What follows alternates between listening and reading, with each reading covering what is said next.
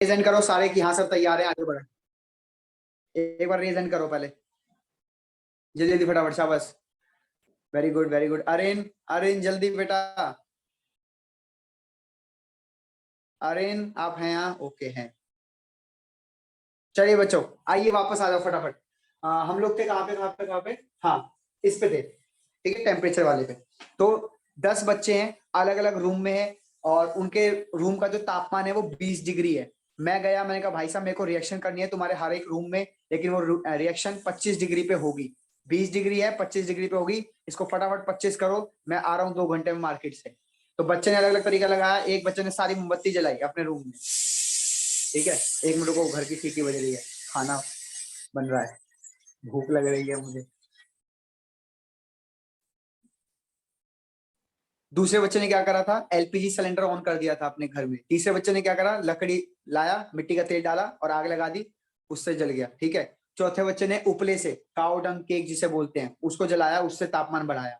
पांचवा बच्चा और भी अनोखा, वो कह रहा मैं सारी फिजिक्स लगा दूंगा, ये लो, ऐसे ऐसे करके आपके हाथ गर्म हो जाते हैं ऐसे करने पे, ठीक है। सभी बच्चे करो फटाफट, एक बार कर दो, देख रहा हूं मैं, सीसीटीवी ऑन है मेरा, फटाफट एक बार ऐसे ऐसे कर दो। बताओ गर्मी महसूस हो रही है, हाँ या ना? यस ठीक है, वो गर्मी महसूस हो रही है, उसको ऐसे कर दो। अब बताओ ठंडा हो गया, नॉर्मल हो गया कि नहीं? Yes sir. तो क्या गर्मी वापस अंदर घुस गई या बाहर निकल गई होगी? सब बाहर निकल गए। बाहर निकल गई होगी, ठीक है। तो उस बच्चे ने क्या करा, पांचवे वाले बच्चे ने, उसके घर में ना एलपीजी सिलेंडर था, वो बेचारा गरीब था, तो ऐसे ऐसे करके 25 डिग्री पहुंचा दिया। बड़ी मेहनत करी उस बच्चे ने, ठीक है, कर दिया 25 डिग्री। एक आधा तरीका आप अपनी तरफ से सोच लो, कोई बताओ, एक तरीका बता दो यूनिक, कोई और, हीटर। कोई एक तरीका और। हाँ heater, okay very good, heater. एक और बताओ फिर, और सोचो। हीटर ऑन कर दिया एक ने, और कम ऑन जल्दी,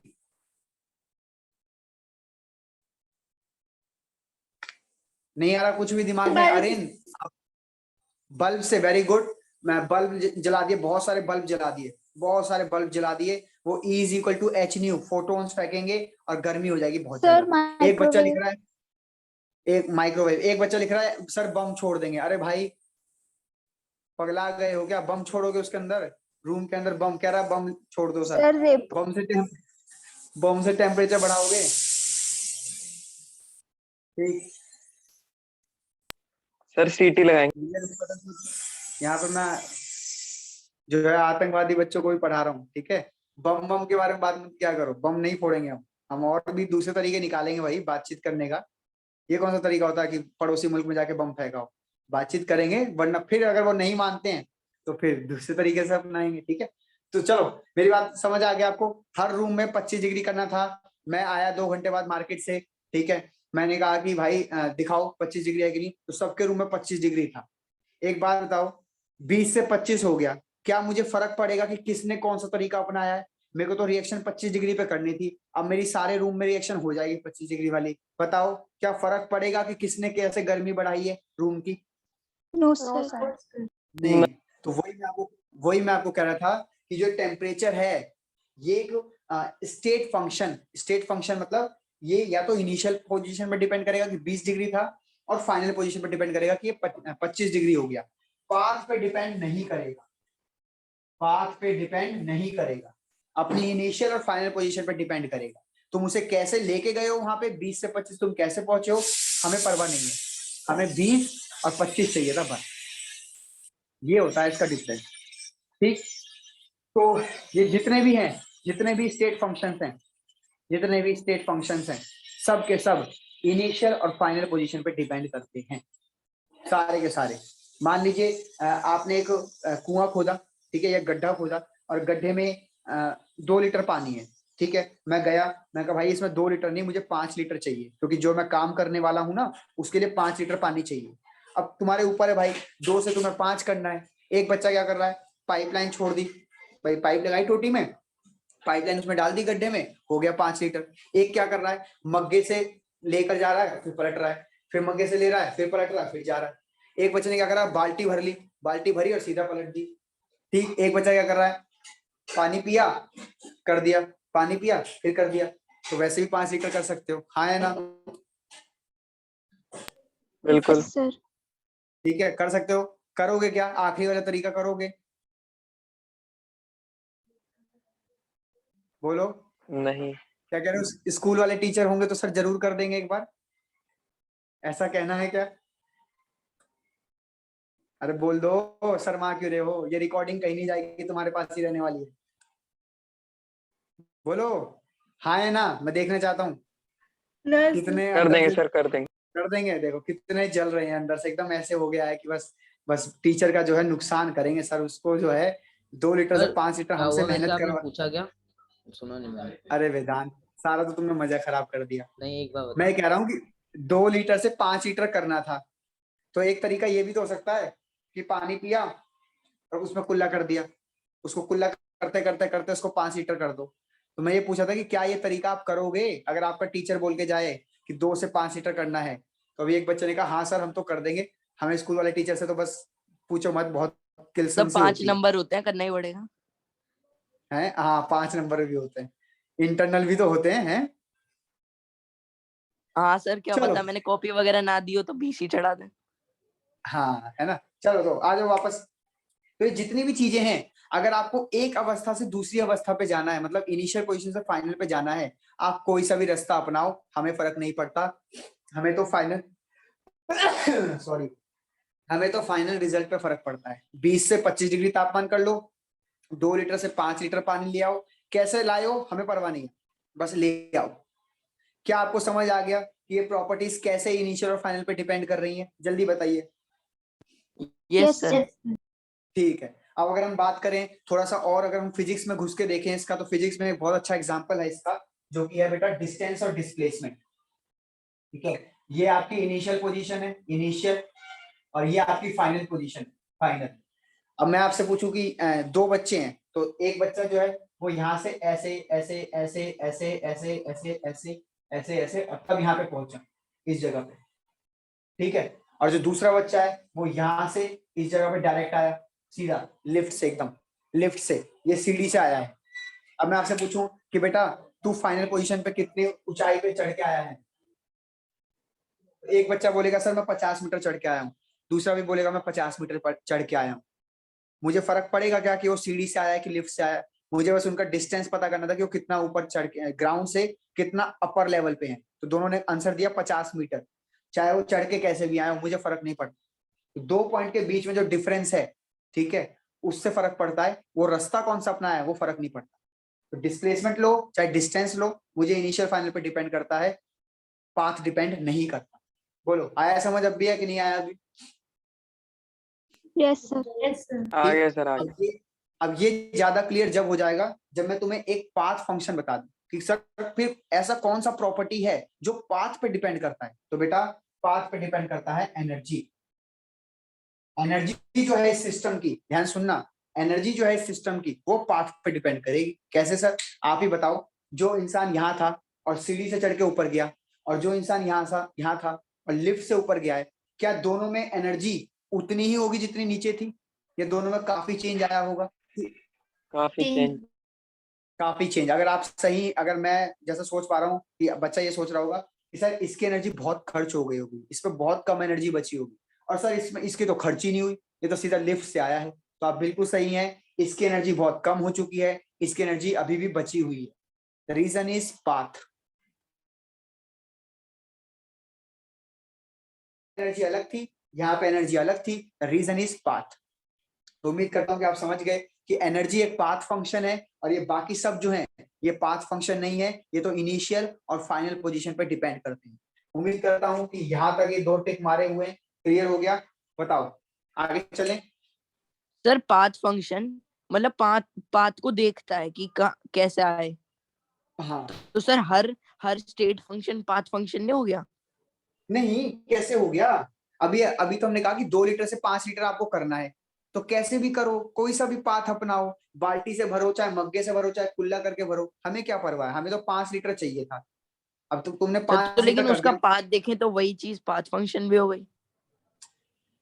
वही चीज पाथ फंक्शन नहीं होगी बेटा। जब मैं आऊंगा, सुनना ध्यान से, जब मैं आऊंगा और मैं पूछूंगा कि बेटा वॉल्यूम कितना हुआ, तो आप कहोगे सर 5 लीटर। ठीक है, और दूसरा वाला बच्चा जिसने बाल्टी से भरा था जी 5 लीटर। तीसरा वाला बच्चा जिसने मग्गे से भरा था जी 5 लीटर। तो मुझे क्या परवाह है कि किसने किस किस माध्यम से भरा है, सबका 5-5 लीटर हो गया तो कोई फर्क नहीं पड़ता मुझे। तो ये है कि इनिशियल और फाइनल देखना है बस। जबकि अगर मैं पूछता कि बेटा इससे पूछता कि बेटा तेरी एनर्जी कितनी है, तो कहेगा सर 0 जूल। मैं कहूंगा बेटा ग्राउंड पे कितनी थी, तो कहेगा सर ग्राउंड पे तो थी 100 जूल, अब हो गई 0 जूल। हालांकि 0 जूल एनर्जी हो नहीं सकती टेक्निकली, अगर बात करें तो 10 जूल ले लो। और यहाँ पे इसकी भी 100 जूल थी, लेकिन यहाँ इसकी है 90 जूल। अब मैं पूछूं यार तू भी 50 मीटर चल के आया, तू भी 50 मीटर ऊपर आया है, ग्राउंड से 50 मीटर तुम दोनों ऊपर आए हो, पर तेरी एनर्जी इतनी कम है, तेरी ज्यादा है। तो ये जो एनर्जी है, देखो जो 50 मीटर का गैप था, यानी जो डिस्टेंस था, वो तो इनिशियल फाइनल पे डिपेंड कर रहा है। लेकिन मैं पूछूं बेटा एनर्जी में इतना चेंज कैसे, तो एनर्जी में चेंज क्यों आया, क्योंकि पाथ अलग अलग था। तो एनर्जी एक पाथ फंक्शन है, पाथ पे डिपेंड करेगी, लेकिन बाकी चीजें सिर्फ इनिशियल और फाइनल पे डिपेंड करती है। समझो आदित्य भाटी, कोशिश करो बेटा। यस सर, समझ गया। सर हाँ बेटा बोलो। सर ये जो एनर्जी जो पाथ फंक्शन पे डिपेंड कर रही है, ये हम लोग उस केस में भी ले सकते हैं ना जब 2 लीटर पानी को 5 लीटर बनाना है। तो वो तो इंसान की एनर्जी हुई ना, कि इंसान की एनर्जी कहाँ ज्यादा खर्च हुई, उससे मुझे क्या लेना देना। मुझे तो वहां पे 5 लीटर चाहिए था। अपने सिस्टम के रिस्पेक्ट में सोचना है। जो आपने आपकी एनर्जी कम हुई ना, कि आपने बाल्टी से करा तो कम एनर्जी लगी, आप कुल्ला कर करके भर रहे हो उसे, कुल्ला कर करके भर रहे हो कि आज टीचर से बदला लूंगा, कुल्ला कर करके भर रहे हो, तो उसमें एनर्जी आपकी ज्यादा वेस्ट हुई। उससे हमें क्या लेना देना। हमें तो इनिशियल 2 लीटर चाहिए था और फाइनल 5 लीटर चाहिए था। तुमने कैसे भी भरा हो, तुमने मेहनत ज्यादा करी हो मेहनत कम करी हो, वो तुम्हारे ऊपर है। Okay sir. ठीक है। तो 2 तरीके के फंक्शन होते हैं, 2 तरीके के मतलब पैरामीटर्स होते हैं। एक पैरामीटर जो इनिशियल और फाइनल पोजीशन पर डिपेंड करता है, जिसको जनरली स्टेट पैरामीटर्स ही बोल देते हैं। स्टेट मतलब इनिशियल स्टेट, फाइनल स्टेट। और एक होता है पाथ फंक्शन, जो कि डिपेंड करता है कि आपने कौन सा पाथ चुना है। तो जैसे एनर्जी, 2 सिस्टम की एनर्जी अलग अलग हो सकती है अगर उन्होंने पाथ अलग अलग लिया है। पर 2 सिस्टम की वॉल्यूम का गैप, टेम्परेचर का गैप, प्रेशर का गैप, डिस्टेंस का गैप अलग अलग नहीं हो सकता, सेम गैप आएगा चाहे उन्होंने पाथ कोई सा भी लिया। तो पाथ कोई सा भी लिया हो, रिजल्ट सेम आ रहा है, तो ये एक स्टेट फंक्शन है। मतलब ये इनिशियल और फाइनल पे डिपेंड करता है। इसे कंफ्यूज मत हो करो, चीजें बहुत सिंपल हैं। सोचो आराम से, कोई जल्दबाजी नहीं है। फिर आगे बढ़ेंगे।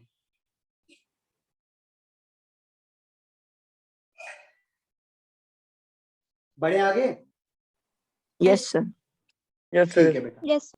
चलो बढ़ते हैं आगे, है ना। ज्यादा कंफ्यूजिंग मत करो, बहुत सिंपल चीजें हैं। अभी रिकॉर्डिंग तुम पे मिल ही जाएगी, और क्या नाम है, नोट्स पड़े हुए हैं तुम पे, है ना। अब ये शुरू करते हैं भाई, थर्मोडायनेमिक प्रोसेस। अब जी ध्यान से सुनना मेरी बात। थर्मोडायनेमिक प्रोसेस, मान लीजिए एक सिस्टम है, ठीक है।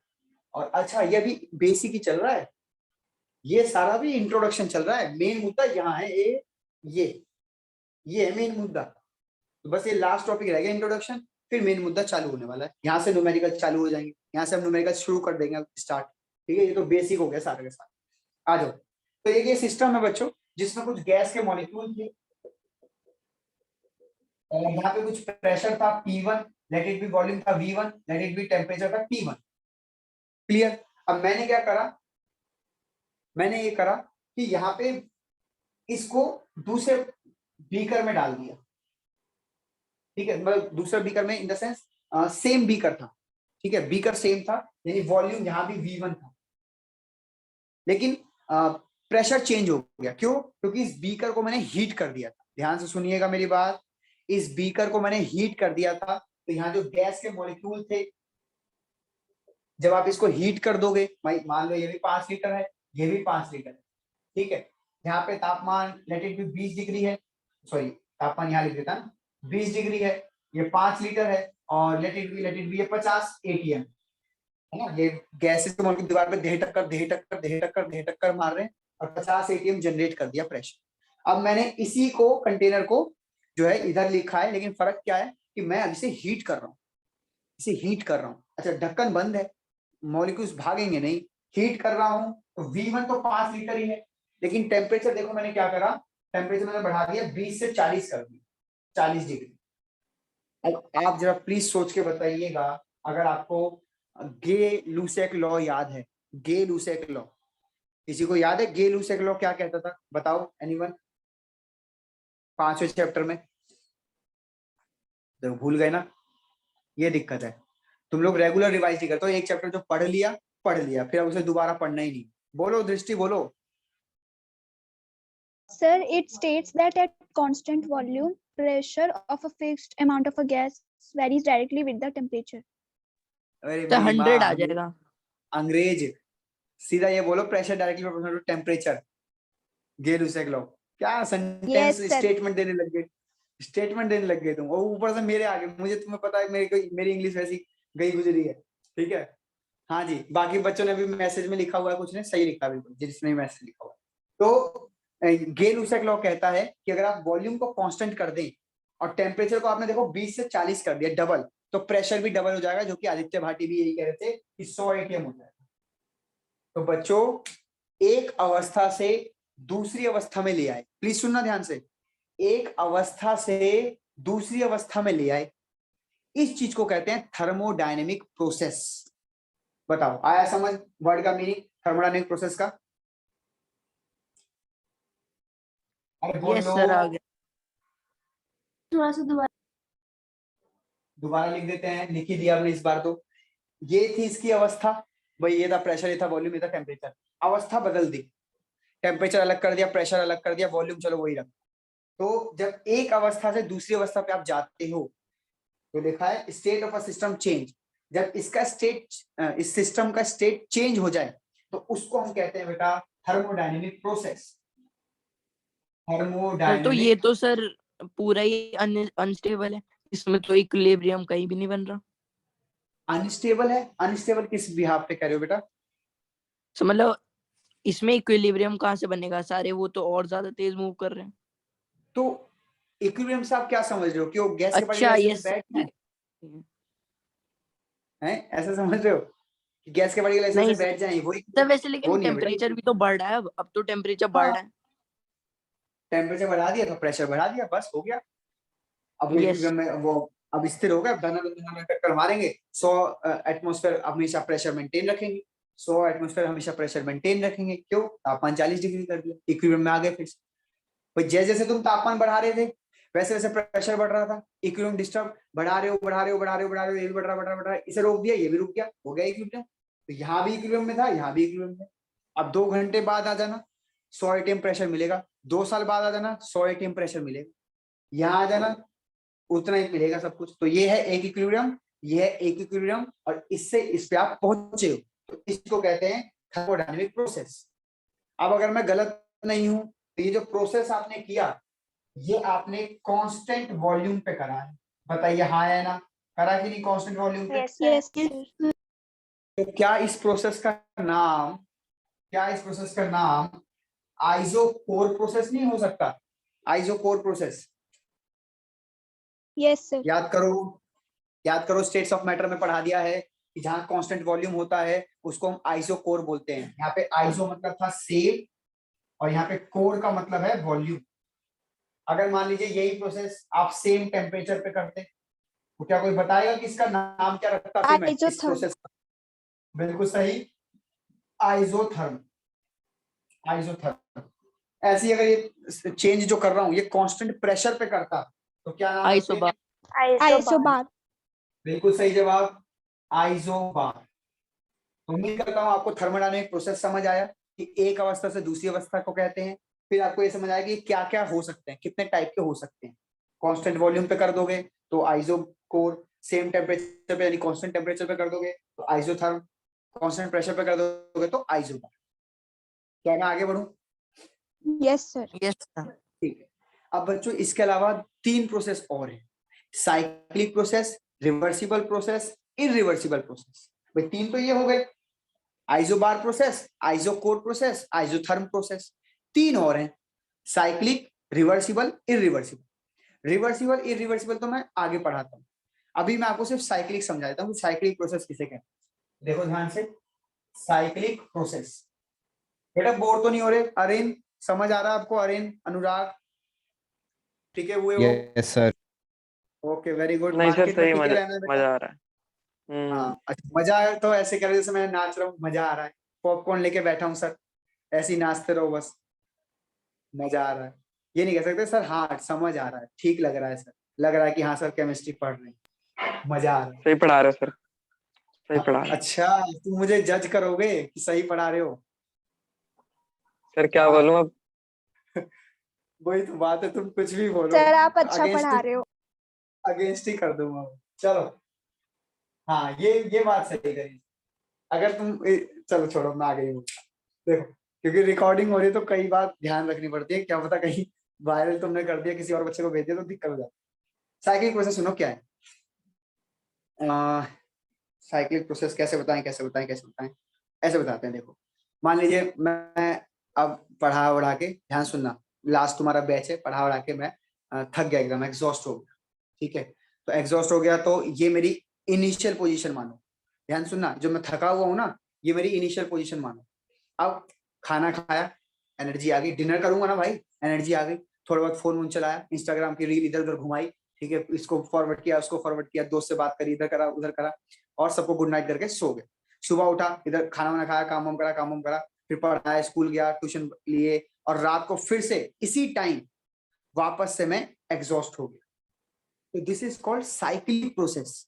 आप जहां पे शुरुआत में थे वापस घूम के वहीं आ गए, उसी अवस्था में आ गए।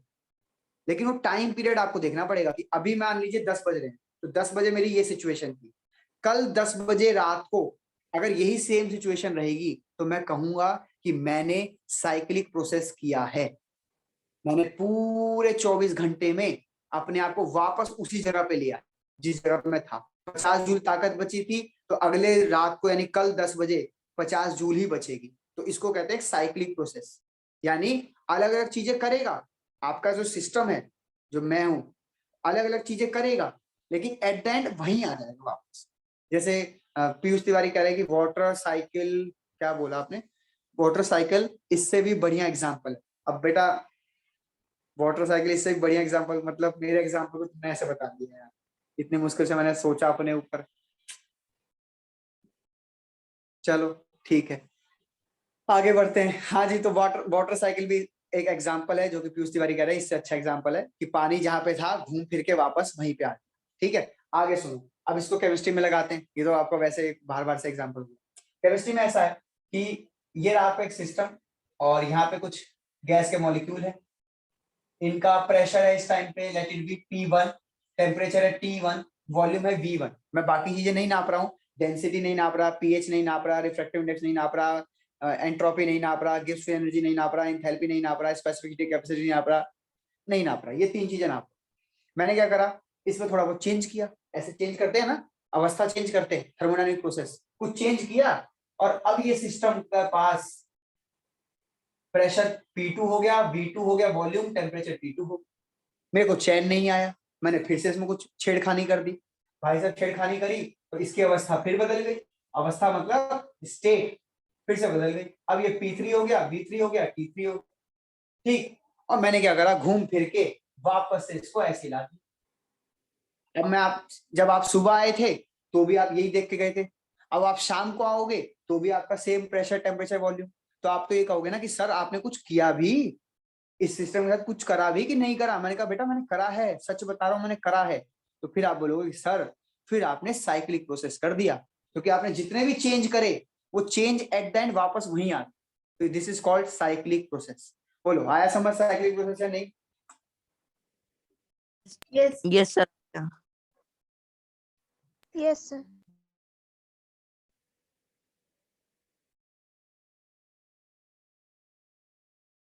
नहीं पीयूष तिवारी, आप जो लिख रहे हैं ना, आप अलग वे में कह रहे हैं। नहीं, आपने जहां भी ये सुना है, जहां भी ये पढ़ा है, गलत लगा रहे हैं कॉन्सेप्ट। ठीक है माइक ऑन करो तो फिर हम इस पे कर सकते हैं बहस, वरना कोई दिक्कत नहीं।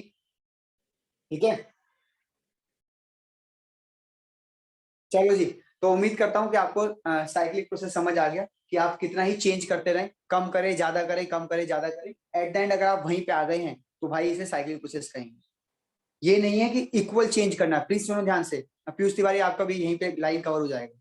पीयूष तिवारी ये कह रहे हैं कि इक्वल जो है, इक्वल चेंज करना पड़ता है तब जाके आप उस साइक्लिक प्रोसेस पे आते हो। नहीं, इक्वल चेंज की जरूरत नहीं है। अभी मेरे पे 10 जूल बची है, रात को 10 बज रहे हैं, मेरे पास 10 जूल बची है। अब थोड़ी देर बाद बढ़ जाएगी, फिर घटेगी, फिर बढ़ेगी, फिर घटेगी, फिर बढ़ेगी, घटेगी, बढ़े घटे बढ़े घटे, कितना ही बढ़े, 10 जूल बढ़ गई, 50 जूल घट गई, 60 जूल बढ़ गई, 50 जूल घट गई, 100 जूल बढ़ गई, 5 जूल घट गई, करते करते करते करते कैसा भी चेंज हो, एट द एंड यही अगर मैं आ गया वापस, तो वो साइक्लिक प्रोसेस है। जरूरी नहीं है कि इक्वल बढ़ेगा और फिर इक्वली घटेगा, मतलब 10-10 जूल बढ़ाते जाओ सर, 10 जूल थी, 10-10 जूल बढ़ा के 100 पहुंचा, नहीं बेटा। 10 से आप 10-10-10 करके 100 ले गए और वापस 10-10 करके वापस 10 ले आए, ये भी साइक्लिक प्रोसेस है। और 10 से आप 12, 14, 25, 40, 70, 85, 85 एंड 100। फिर 100 से देखो नीचे कैसे आ रहा हूं, 90, 80, 20, 15 और 10, तो वापस तो वहीं आ गया। तो चाहे इक्वल इंटरवल का गैप हो, चाहे अनइक्वल इंटरवल का गैप हो, साइक्लिक प्रोसेस तब भी कहलाएगा, तब भी कहलाएगा। चलो इसको भी ज्यादा इतना डिटेल में मत घुसो, इतना ही है ये। अच्छा, ये सब काम कहाँ आएगा सर, ये पढ़ाए जा रहे हो सब काम कहाँ आएंगे? तो जैसे जैसे आप आगे बढ़ते जाओगे इस चैप्टर में, आपको ये वर्ड्स, ये चीजें सारी की सारी रिपीट होती हुई नजर आएंगी। मैं बार बार बोलूंगा, बेटा देखो ये क्लोज सिस्टम है, बेटा देखो ये पाथ फंक्शन है, बेटा देखो ये एक्सटेंसिव प्रॉपर्टी है, बेटा देखो ये प्रोसेस कौन सा हो गया, साइक्लिक प्रोसेस हो गया। तो ये वर्ड्स बार बार रिपीट होंगे, इसीलिए इनका मीनिंग समझना आपको बहुत जरूरी है। चलिए, उम्मीद करता हूँ आपको समझ आया। स्क्रीनशॉट वगैरह लेना हो तो लीजिए, फिर हम बढ़ते हैं आगे। ये प्रोसेस भी हो चुका है, ये थर्मोडायनेमिक्स प्रोसेस भी हो गया। चलो बढ़ते हैं आगे, बस ज्यादा नहीं, थोड़ा सा और पढ़ाना है आपको, उसे सुन लीजिए। हीट एंड वर्क पढ़ा देता हूँ बस, है ना, हीट पढ़ा देता हूँ, खाली खाली हीट पढ़ा देता हूँ, वर्क जो है कल पढ़ लेंगे। सुनो ध्यान से, हीट क्या होता है। हाँ बोलो बेटा, क्या हुआ, नींद आ रही है? कोई नहीं सर, हीट हीट करा दो बस, हीट। अब नींद आने लगी है, टाइम हो नींद गया नहीं तुम्हारा। आ रही।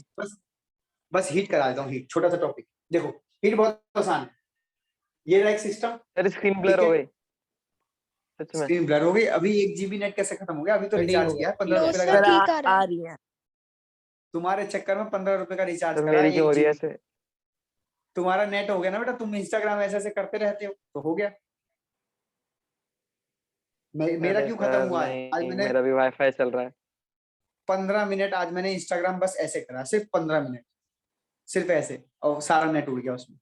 तो इससे मुझे ये सीख मिली है कि भाई साहब रील मत देखो, वरना तुम्हारा सारा नेट उड़ जाता है। तो ये आपका सिस्टम है बच्चों, मैं लिख देता हूँ छोटा सा सिस्टम, और ये आपका सराउंडिंग है बच्चों, ठीक है। इसका तापमान ले लो आप T सिस्टम, इसका तापमान ले लो T सराउंडिंग। मेरी बात ध्यान से सुनना, केस वन, अगर T सराउंडिंग ज्यादा है T सिस्टम से, मतलब बाहर का तापमान ज्यादा है, अंदर का तापमान कम है, बताइए हीट कहां से कहां फ्लो करेगी? बताइए बताइए बताइए, शाबाश। सर बाहर टेम्परेचर ज्यादा है ना, हाँ लिखा है, सर बाहर से अंदर, बिल्कुल सराउंडिंग सही से जवाब। सिस्टम में। तो बाहर से अंदर की तरफ हीट ट्रांसफर होगी, हीट ट्रांसफर। और बेटा इस हीट का सिंबल जो है वो हम क्यू इस्तेमाल करने वाले हैं, क्यू, ये हीट का सिंबल है क्यू। तो Q will be transferred, will be transfer from surrounding to system. उम्मीद करता हूं यहां तक कोई डाउट नहीं होगा। अब केस 2 पढ़ लो, केस 2 में क्या है, केस 2 में आपने मान लो कि टी सिस्टम ज्यादा है टी सराउंडिंग से, सराउंडिंग का तापमान कम है, सिस्टम का ज्यादा हो गया, ये रहा। अब ऐसे केस में क्या होगा, उल्टा प्रोसेस हो जाएगा, सिस्टम से सराउंडिंग में हीट जाने लगेगी। तो यहाँ पे ऐसे लिख देते हैं क्यू, ठीक है। उम्मीद करता हूं ऐसे समझ आ रहा होगा आपको, या इसके ऊपर ऐसे एरो लिख देते हैं कि सिस्टम से सराउंडिंग में क्यू जाने लग रहा है, तो लिख देते हैं Q will be transfer from system to surrounding. अच्छा, ये दोनों प्रोसेस कब तक होते रहेंगे, कोई बच्चा बताएगा ये कब तक होता रहेगा फ्लो? तो जब तक equilibrium में नहीं आ रहा था, जब तक इक्विलिब्रियम ना आ जाए, till equilibrium reach, till equilibrium reached. जब तक इक्विलिब्रियम नहीं आ जाता, यानी दोनों जगह हीट बराबर ना हो जाए, तब तक ये प्रोसेस चलता रहेगा। अब 2-3 बातें हो रही छोटी छोटी, फिर फिनिश करना है, ध्यान सुनना, ये तो समझ आ गया होगा। अब मिसकंसेप्शन नंबर 1, यहाँ पे बच्चों के दिमाग में एक मिसकंसेप्शन बैठ जाता है। क्या बैठ जाता है कि मान लीजिए इसका तापमान 20 डिग्री था और मान लीजिए इसका तापमान 40 डिग्री था, तो बच्चा ये सोचता है कि दोनों का तापमान 30-30 डिग्री हो जाएगा तब ये प्रोसेस रुकेगा। तो यहाँ पे आप बच्चों गलत हैं, आप टेम्परेचर सेम कर रहे हैं। हमने टेम्परेचर की बात सेम नहीं करी, हमने कहा है हीट के बारे में कि जब तक हीट बराबर ना हो जाए तब तक क्या नाम है प्रोसेस चलता रहेगा। आप टेम्परेचर पे ले गए इस बात को। टेम्परेचर एक अलग चीज है, हीट एक अलग चीज है। हीट एक एनर्जी है, जबकि टेम्परेचर क्या था, याद करो, टेम्परेचर और थर्मल एनर्जी में मैंने डिफरेंस बता रखा है। टेम्परेचर क्या होता है, एवरेज ऑफ एनर्जी। याद आ रहा है कुछ नहीं? Average of energy. तो क्या हाँ, क्या average of energy, average of energy, average of thermal energy is known as sir ये क्या टेम्परेचर। होता है? एवरेज ऑफ एनर्जी कौन होता है? हे भगवान, टेम्परेचर, टेम्परेचर की डेफिनेशन बोल रहा हूं मैं ये। ओके ठीक है, सर। हाँ, नहीं यह समझ आ रहा तो ये आप वीडियो देखो स्टेट्स ऑफ मैटर की, जहाँ पे मैंने थर्मल एनर्जी और टेम्परेचर के बीच में डिफरेंस समझाया है। वो भी नहीं समझ आ रहा तो एक चीज और देख लो। मान लो कि एक ये बॉडी है बड़ी सी, बड़ी मतलब बहुत बड़ी बॉडी है, बहुत बड़ी, जिसका तापमान है 0 डिग्री सेल्सियस। ठीक है, और एक इस पे छोटी सी तुमने बॉडी चिपका दी है, इसका तापमान है 20 डिग्री सेल्सियस। अब आप मुझे सोच के बताना, ये बॉडी से ये बॉडी पे हीट ट्रांसफर होगी, हाँ या ना? Yes sir. कब तक होगी? जब तक दोनों का 10-10 डिग्री ना हो जाए तब तक होगी क्या? नो सर, नहीं क्योंकि ना, वो तो इतनी दे नहीं पाएगा हीट। वो हाँ उतनी हीट तो दे नहीं पाएगा कि 10 डिग्री तक बढ़ा पाए। तो वही मैं कह रहा हूँ कि ये इतनी हीट देगा कि दोनों जगह का हीट सेम हो जाए, टेम्परेचर सेम नहीं होगा। तो ये हम समझाना चाह रहे थे। ये था एक बात। दूसरी बात ये बच्चों कि इस केस में आप हीट को मानोगे पॉजिटिव और इस केस में आप हीट को मानोगे नेगेटिव। ये बात पकड़ लेनी है, ये बात कंफ्यूज करती है बच्चों को, पकड़ लेनी है ये बात। पकड़ लेनी क्या है, ध्यान सुनना। मैं हूं सिस्टम, अगर मेरे अंदर हीट आएगी सराउंडिंग से तो मैं हो गया हीट में पॉजिटिव, और अगर मेरे से हीट जाएगी, बाहर जा रही है, तो मैं हो गया हीट में नेगेटिव। याद करो ये कॉन्सेप्ट हम चैप्टर 3 आयन एंथैल्पी में पढ़ के आ चुके हैं कि energy absorb positive, energy release negative. आया ना, याद आया? यस याद सर। आया कि यस नहीं? सर। बस बेटा ये ध्यान रखना है। पता क्यों ध्यान रखने को बोल रहा हूँ? इसमें तो कुछ भी मुश्किल नहीं था सर, ये तो बहुत आसान है। ये तो आप कितना ध्यान रखने को क्यों बोल रहे हो? क्योंकि जब आप फिजिक्स में थर्मोडायनेमिक्स पढ़ोगे ना तो फिजिक्स में सिंबल उल्टे हो जाते हैं। फिजिक्स में थर्मोडायनेमिक्स में सराउंडिंग के रिस्पेक्ट में सोचा जाता है, तो इसलिए सिंबल उल्टे हैं। और यहाँ पे केमिस्ट्री में सिस्टम को रख के समझा जाता है, इसलिए यहाँ पे सिंबल ऐसे। तो कंफ्यूज हो जाओगे, वहां पे कुछ और सिंबल है, यहाँ पे कुछ और सिंबल है। यहाँ पे हीट का सिंबल देख लो, पॉजिटिव नेगेटिव कब है, जब एब्जॉर्ब कराओगे तो पॉजिटिव और रिलीज कराओगे तो नेगेटिव, वहां पे उल्टा हो जाता है। इसलिए यहाँ पे ध्यान रखना जरूरी है। तो मेरी तरफ से हीट में इतना ही था। हीट को हम किस किस में नाप सकते हैं, कैलोरी में नाप सकते हैं, जूल में नाप सकते हैं, और इसका सिंबल क्यू होता है, और ट्रांसफर कब कब होगा वो बता दिया। बस अगली क्लास में वर्क बता के इंटरनल एनर्जी के साथ यहाँ लिख देता हूँ एक heading, first law of thermodynamics. कितने लॉ है सर? 3 लॉ है, हालांकि एक और है जीरोथ लॉ करके, उसे नहीं पढ़ना। तो फर्स्ट लॉ ऑफ थर्मोडायनेमिक्स इसी के साथ पढ़ेंगे अगली क्लास। ठीक है, आज के लिए इतना ही। संडे को क्लास होगी आपकी, सॉरी संडे कह रहा हूँ, अभी तो सैटरडे भी है। सैटरडे को क्लास है और संडे को एक्स्ट्रा क्लास है, ठीक है, ताकि चैप्टर और खींच पाए। स्क्रीनशॉट लेना था। हाँ, स्क्रीनशॉट लीजिए, नोट्स में वैसे सब कुछ है, स्क्रीनशॉट ले लीजिए। और आज के लिए इतना ही बच्चों, मिलते हैं अगली क्लास में। सेम ही है तो फिर इसमें पॉजिटिव और नेगेटिव साइन डिफरेंट क्यों होते हैं? क्योंकि जब आप फिजिक्स पढ़ेंगे तो फिजिक्स वाले सर बताएंगे। मैंने अभी आपको बताया कि फिजिक्स में सराउंडिंग के रिस्पेक्ट में पढ़ाया जाता है सब कुछ, और केमिस्ट्री में सिस्टम के रिस्पेक्ट में पढ़ाया जाता है। तो जब ध्यान सुनो, मैं सिस्टम हूं, अगर मेरे अंदर हीट आ गई तो मैं तो पॉजिटिव हो गया, लेकिन नेगेटिव कौन हो गया? सराउंडिंग तो नेगेटिव हो गया ना हीट को लेकर, क्योंकि उसमें से हीट निकल गई। तो फिजिक्स में सराउंडिंग के रिस्पेक्ट में पढ़ा रहे, तो वहां पे क्यू का सिंबल माइनस, पर यहाँ पे क्यू का सिंबल प्लस। तो है गलत सेम कौन बात, सा है? गलत कोई नहीं है, पर्सपेक्टिव अलग अलग है बेटा, पर्सपेक्टिव अलग अलग है। ठीक है, जैसे तुम मुझे पैसे जैसे दे ही रहे हो, पर्सपेक्टिव चेंज होगा तो वो साइन भी चेंज हो जाएगा ना। हाँ, जैसे तुम मुझे पैसे दे रहे हो, तो किसी को दिखा के पूछूं कि भाई मैं बताइयो मैं पैसे से पॉजिटिव हुआ है नेगेटिव, तो कहेगा पॉजिटिव। लेकिन मैं कहूँ भाई उसको देख के बोलियो कि वो पैसे से क्या हुआ, तो बोलेगा नेगेटिव, क्योंकि तुम पैसों से नेगेटिव हुए हो, मैं पॉजिटिव। तो अगर मेरे रिस्पेक्ट में बात करोगे तो मैं तो पॉजिटिव, तुम्हारे रिस्पेक्ट में बात करेंगे तो तुम नेगेटिव। सेम बात हो जाती है फिजिक्स में। फिजिक्स सराउंडिंग को लेकर पढ़ती है, हम सिस्टम को लेकर। बाकी मुझे इतनी फिजिक्स आती नहीं है। जब फिजिक्स में थर्मोडायनेमिक्स चलेगा तो आप खुद ही देख लेना, खुद ही पूछ लेना उनसे। ठीक है, आज के लिए इतना ही, मिलता है अगली क्लास में। Good evening, good night, bye.